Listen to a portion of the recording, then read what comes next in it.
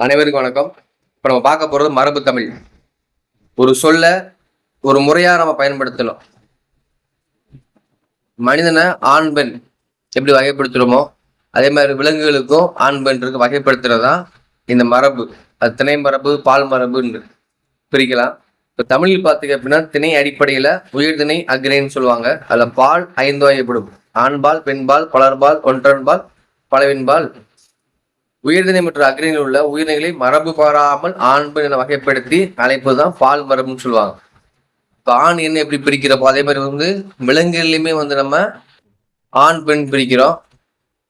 இப்போ யானைக்கு எப்படி பிரிக்கிறோம்? களிறு பிடின்னு சொல்றோம் இல்லையா, அந்த மாதிரி தான் பிரிக்கிறோம். இப்போ பாருங்க, உயர்திணை எப்படின்னா உயர்திணைனாலே மனிதன் மட்டும்தான் குறிக்கும்.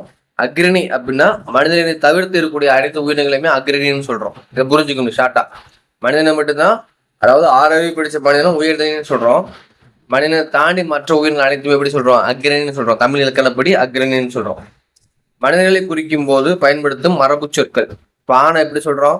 மகன், சிறுவன், இளைஞன், மனிதன் வார்த்தை பயன்படுத்துறோமா? இது போக என்ன சொல்லலாம்? ஆயன் சொல்லலாம்.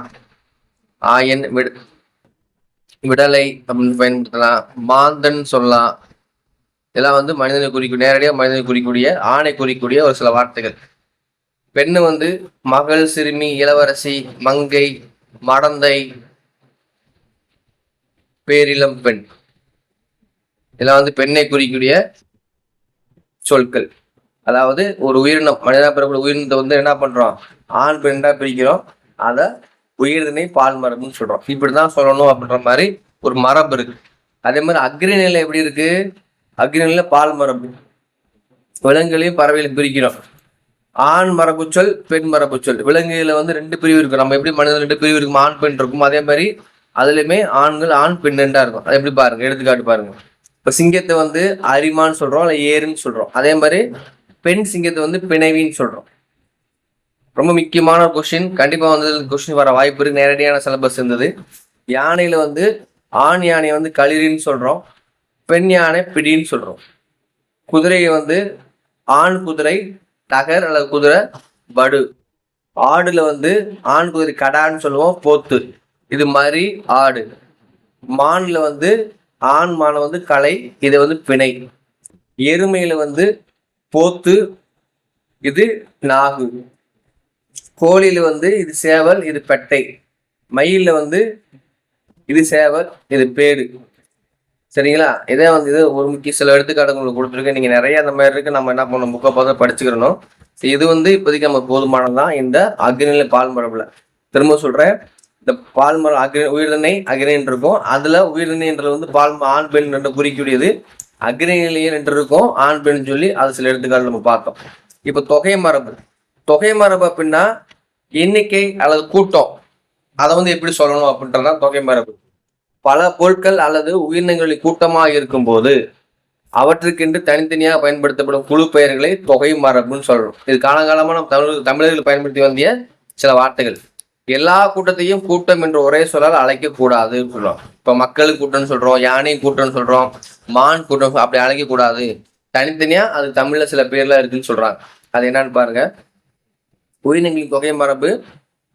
இப்ப மக்களா இருந்தா மக்கள் திரள்னு சொல்லலாம், இல்ல கூட்டம்னு சொல்லலாம். ஆடு ஆட்டு மந்தை, மாடு மாட்டு மந்தை. யானை யானை கூட்டம், இல்ல யானை அணி. குதிரை குதிரை திரள். காகம் காகம் கூட்டம். எறும்பு எறும்பு சாறை. இந்த எறும்பு சாறை ப்ரீவியஸ் கொஸ்டின் என்ன பண்ணிருக்காங்க, அந்த கொஸ்டினை கேட்டிருக்காங்க. சரியா? இப்ப விலங்குகளுக்கும் மக்களுக்கும் கூட்டமா இருந்தா அதுக்கு தனித்தனி பேர்கள் இருக்குன்ற நம்ம புரிஞ்சுக்கணும். இது உயிரினங்களுடைய தொகை மரபு. அடுத்து பொருட்கள் இருக்கு இல்லையா, அதோடைய தொகையை எப்படி சொல்றாங்க? இப்ப சாவி இருந்தா சாவி கொத்துன்னு சொல்றோம்.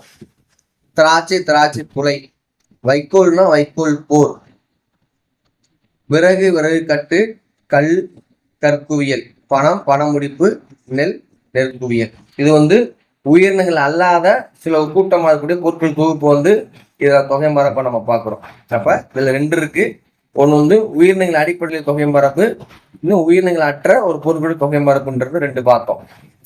அடுத்து பால் மரபுன்னு எப்படி புரிஞ்சுக்கணும் அப்படின்னா, பால் மரபு என்பது உயிரினங்களின் ஆண் பெண் வேறுபாட்டை மரபு வழி சொற்களால் அறிவது.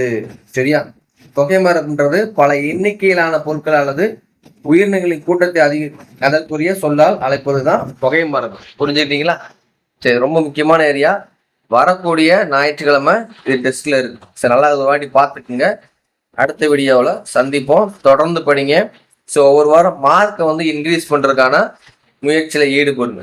ஸோ இந்த சப்ஜெக்ட் சம்மந்தமாக, டெஸ்ட் சம்மந்தமாக ஏதாவது உங்களுக்கு டவுட் அப்படின்னா 7200132813 நம்பருக்கு கான்டாக்ட் பண்ணுங்க. நன்றி. அடுத்த